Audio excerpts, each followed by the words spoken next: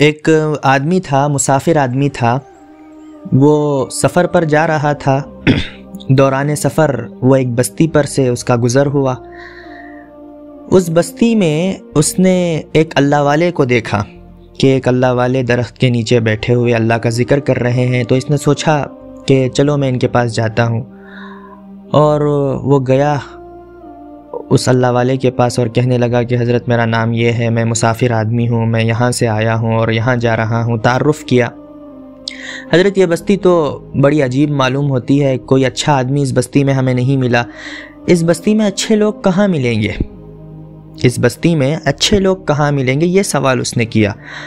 تو وہ اللہ والے کہنے لگے کہ آؤ میں آپ کو دکھاتا ہوں کہ اچھے لوگ اس بستی میں کہاں ہیں۔ تو وہ اللہ والے اس کو قبرستان لے کر گئے، اور قبرستان لے جانے کے بعد اشارہ کر کر کہا کہ اچھے لوگ تو تمہیں یہی ملیں گے۔ تو یہ جواب اس آدمی کو ناگوار گزرا اور کہنے لگا حضرت آپ مجھ سے مذاق تو نہیں کر رہے؟ تو وہ اللہ والا کہنے لگا کہ نہیں، اچھے لوگ اگر تمہیں ملیں گے تو یہی ملیں گے۔ تو اس آدمی کو غصہ آ گیا، اور غصے میں اس نے اس اللہ والے کو تماچا مار دیا، اس اللہ والے کو تماچا مار دیا۔ تو اس کے بعد وہ اپنے سفر پر چلا گیا۔ تو جس وقت اس نے تماچا مارا تھا نا، اس وقت سے ہی یہ آدمی برباد القسمت ہو گیا۔ پریشانیاں ہی پریشانیاں آتی گئیں، مصیبت ہی مصیبت، ایک مصیبت ختم نہیں ہوتی دوسری مصیبت آ جاتی ہے۔ کئی مہینے گزر گئے، مصیبتیں ختم ہونے کا نام ہی نہیں لے رہی تھیں۔ تو بہرحال اللہ نے اس کو شعور نصیب فرمایا، سمجھ نصیب فرمائی کہ شاید کسی گناہ کی وجہ سے اتنی پریشانیاں اور مصیبتیں مجھ پر آ رہی ہیں، شاید اسی بے ادبی اور گستاخی کی وجہ سے شاید یہ پریشانیاں مجھ پر مسلط ہیں کہ میں نے اس اللہ والے کو تماچا مار دیا۔ تو بہرحال اس نے سوچا کہ میں اس اللہ والے سے جا کر معافی مانگ لوں گا، پیر پکڑ لوں گا۔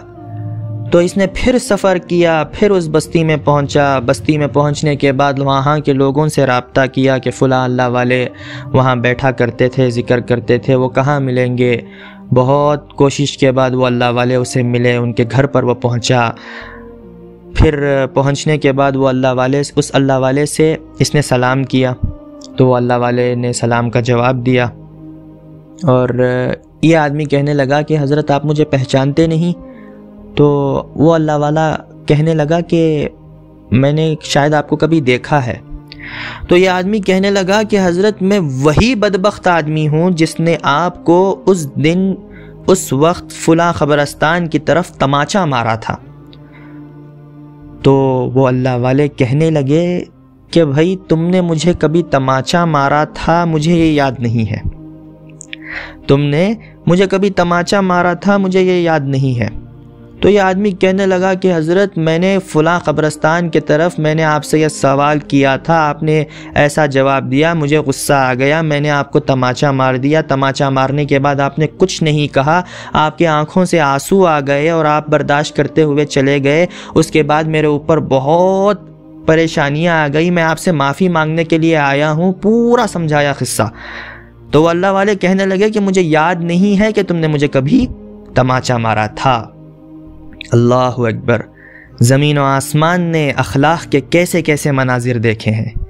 آج ہمارے اخلاق کا حال کیا ہے؟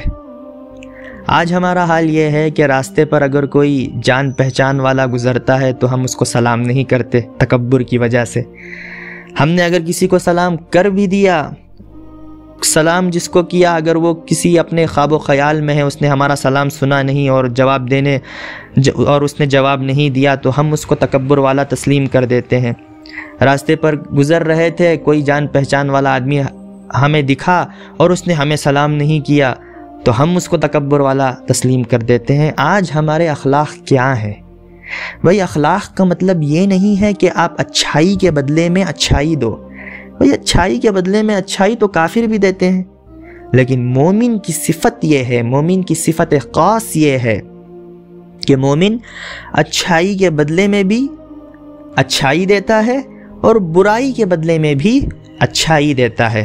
اپنے اخلاق کو درست کرنا انتہائی ضروری ہے۔ اخلاق اگر اچھے نہیں ہیں تو بہت نقصان کی بات ہے دنیا میں بھی اور آخرت میں بھی۔